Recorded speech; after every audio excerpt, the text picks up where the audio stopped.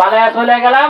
তোমরা ছোট্ট একটা মেসেজ দিছে রাত্রে 3 আগস্টের রাত্রে যে আমি তোমাদেরকে এই যে দেখেন আমাদের 5 তারিখে আন্দোলন হয় না, 5 তারিখে, এই 5 তারিখে আন্দোলন হয়েছে, আর উনি 3 তারিখে রাত্রে নেতাদের নয় আত্মীয় স্বজন যারা ছিল, ঘনিষ্ঠ আত্মীয় স্বজন, এদেরকে মেসেজ দিয়েছে। কি মেসেজ? তোমরা তাড়াতাড়ি বাংলাদেশ থেকে যত তাড়াতাড়ি পারো ভেঙে অন্য দেশে চলে যাও, বাঁচার কিন্তু উপায় নাই। দেখেন, কিন্তু কিয়ামতের ময়দানে আমার রাসূল আমাদেরকে ভুলবেন না। আর এই সমস্ত নেতারা সব কর্মীদের রেখে পালায় গেছে। তাহলে এই নেতাদের আদর্শ মানা যায়? বলেন।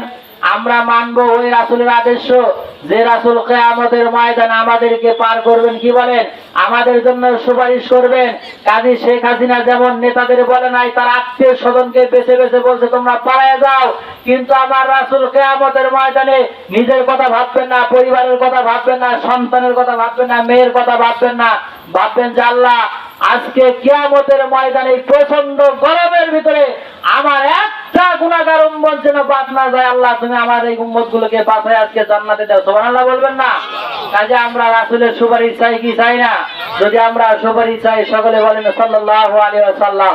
এই জন্য এই সমস্ত নেতার আদর্শ আমরা মানবো। কি বলেন? আমরা আগামীতে প্রধানমন্ত্রী হিসেবে তাকে দেখতে চাই যারা বাইতুল মুকাররম জাহাজে মসজিদের ইমামতি করার যোগ্যতা রাখে। আমরা তারাস রায়গঞ্জের এমন এমপিকে আমরা দেখতে চাই যারা তারাস রায়গঞ্জের মডেল উপজেলা মসজিদের ইমামতি করার যোগ্যতা রাখে।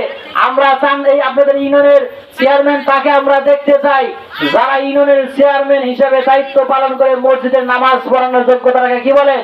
তাহলে আমার আপনার ত্রাণের টিন, আমার আপনার গম চাউল মেরে খাবে না। কি বলেন? কাজে আমরা বারবার ভুল করেছি, আমাদের যেন আর ভুল না হয়। কি বলেন? ভুল যদি হয়ে যায় বিপদে কিন্তু আমরাই পড়ে যাবো। এই জন্য আমরা আগামীতে ওইরকম নেতা চাই কি চাই?